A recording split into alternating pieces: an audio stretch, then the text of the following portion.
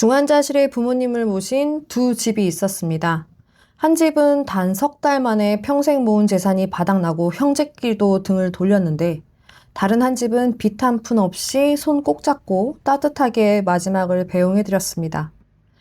이 두 집의 운명을 정반대로 갈라놓은 건 바로 종이 한 장이었습니다. 이 종이 한 장이 어떻게 중환자실에서 우리 집의 재산과 내 노후, 자식들의 앞날까지 통째로 지켜내는지 낱낱이 보여드리겠습니다. 이 중요한 정보 놓치지 마시고 끝까지 보시면 좋겠습니다. 바로 몇 달 전 2월이었죠. 이재명 대통령이 국무회의에서 직접 이 이야기를 꺼냈는데요. 연명 의료를 하지 않고 집에서 편안히 임종하면 병원에서 기계로 버티는 것보다 비용이 훨씬 적게 든다. 그러니까 연명 의료를 중단하는 가정에 인센티브, 일종의 혜택을 주는 방안을 검토하라고 지시한 겁니다. 그것도 작년 말에 이어서 두 번째 언급인데요. 나라가 직접 나서서 두 번이나 얘기를 꺼낸 만큼 이게 지금 우리 사회의 심각한 현실이라는 거죠. 근데 여기서 진짜 충격적인 숫자가 하나 나옵니다. 다들 무의미한 연명의료는 원치 않는다고 말을 하지만 막상 65세 이상 돌아가신 분들 중에 실제로 연명의료를 멈추거나 보류한 경우는 16.7%밖에 안 됐거든요. 5명 중에 1명도 채 실행을 못한 겁니다. 마음으로는 다 알면서도 정작 그 순간에 멈추고 보내드리기가 어렵다는 얘기인데요. 생각해보세요. 원하는 사람은 그렇게 많은데 실제로는 왜 5명 중 1명꼴밖에 안 될까요? 이유는 크게 두 가지입니다. 하나는 애초에 미리 내 뜻을 적어두지 않아서입니다. 막상 의식을 잃고 나면 본인은 말을 못하니까 미리 준비된 서류가 없으면 병원도 가족도 함부로 멈출 수가 없거든요. 그리고 다른 하나가 진짜 핵심인데 설령 마음의 준비가 되어 있어도 그 순간 가족 중에 누구도 그만하자는 말을 차마 입 밖에 못 낸다는 겁니다. 결국 이 두 가지가 겹쳐서 원치 않던 연명의료가 그대로 이어지게 돼버리는 겁니다. 자, 지난 영상 보신 분들은 앞에 두 집의 운명을 갈라놓은 이 종이 한 장이 뭘 의미하는지 이미 아실 겁니다. 근데 그게 단순히 환자의 고통만 덜어주는 걸까요? 이 종이 한 장이 우리 집의 재산을, 그것도 수천만 원을 통째로 지켜준다면 어떨까요? 지난 영상이 환자가 겪는 고통에 대한 얘기였다면 오늘은 살아남은 가족이 떠안는 돈 문제에 대한 이야기입니다. 우리가 흔히 이렇게 생각하죠. 건강보험 있겠다. 젊을 때 실손보험도 들어놨겠다. 설마 무슨 일이야 있겠어. 근데 이 믿음이 중환자실의 문턱을 넘는 순간 처참하게 깨집니다. 실손보험은 비급여를 다 막아주지 못하는 데다가 간병비는 아예 보장 대상이 아닌 경우가 대부분입니다. 병원비가 얼마가 나오든 이것저것 완벽하게 다 보험을 들어놨다고 자신할 수 있는 분들이 몇 분이나 될까요?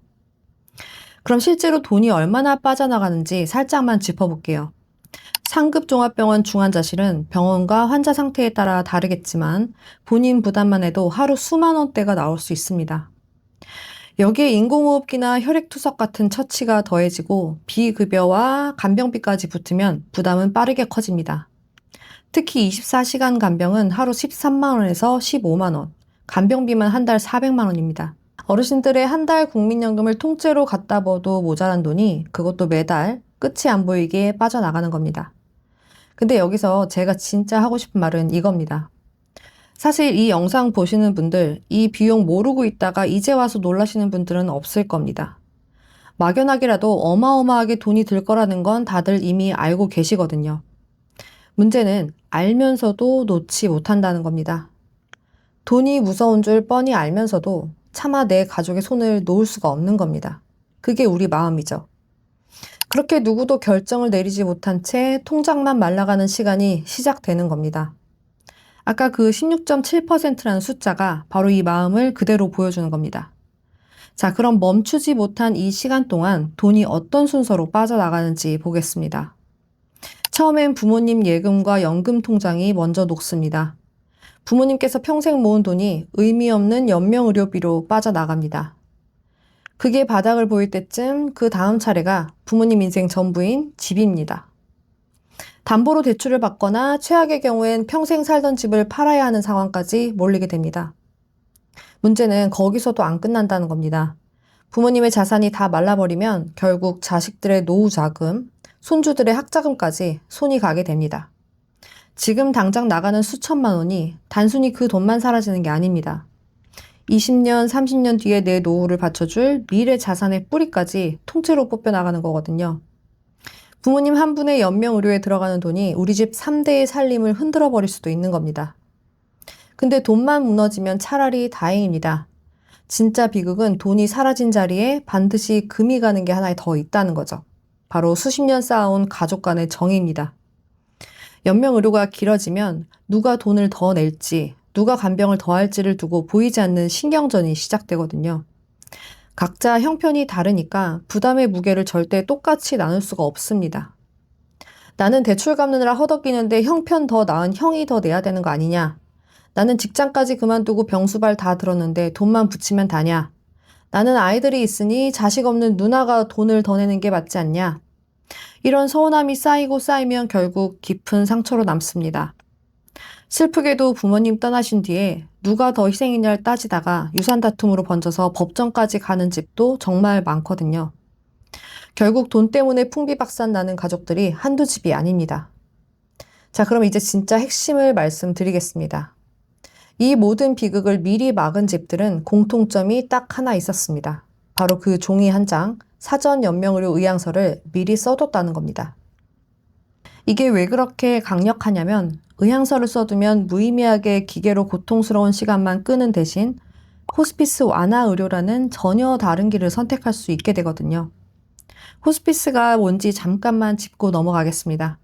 흔히 치료 포기로 오해하시는데 절대 아니고요. 지난 영상에서 봤던 그 무의미한 고통 대신 환자의 통증을 적극적으로 관리하면서 남은 시간을 사람답게 보내도록 돕는 의료입니다. 게다가 건강보험이 적용돼서 비용 부담도 중환자실하고는 비교가 안 될 만큼 적습니다. 몸도 마음도 지갑도 다 살리는 길인 거죠. 근데 여기가 진짜 중요합니다. 앞에서 우리가 못 놓는 건 돈이 문제가 아니라 죄책감 때문이라고 했잖아요. 바로 그 죄책감을 대신 짊어져 주는 게 이 종이 한 장이거든요. 이 사전 연명의료 의향서를 작성해뒀다면 멈추는 결정은 자식이 내리는 게 아니라 부모님이 미리 정해두신 뜻이 됩니다. 그러니까 누구도 내가 부모를 포기했다는 짐을 지지 않아도 되는 겁니다. 2016년부터 연명의료 결정법이 전면 시행됐고 내가 회복 불가능한 상태에 빠졌을 때 무의미한 연명치료를 받을지 말지를 미리 내 손으로 정해두는 것. 그 핵심 서류가 바로 사전 연명의료 의향서고요. 처음엔 200만 명대였던 누적 등록자가 2026년 6월 기준으로 340만 명을 훌쩍 넘어섰습니다. 이미 이렇게 많은 분들이 자기 손으로 마지막을 정해두고 계신 겁니다.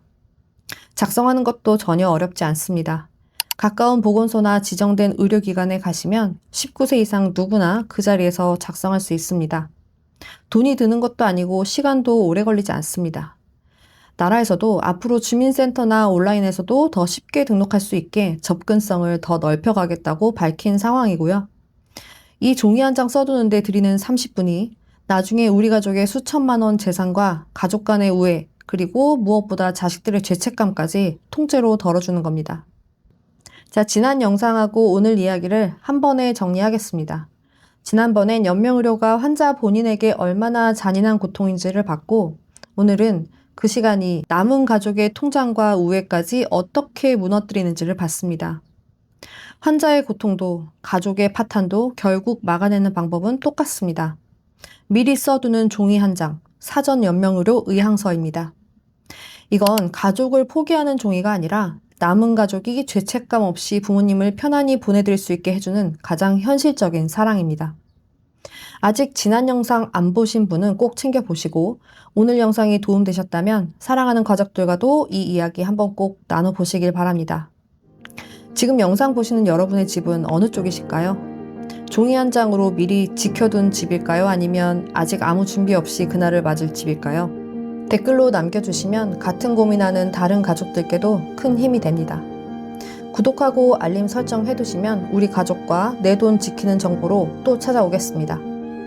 끝까지 시청해주셔서 감사합니다.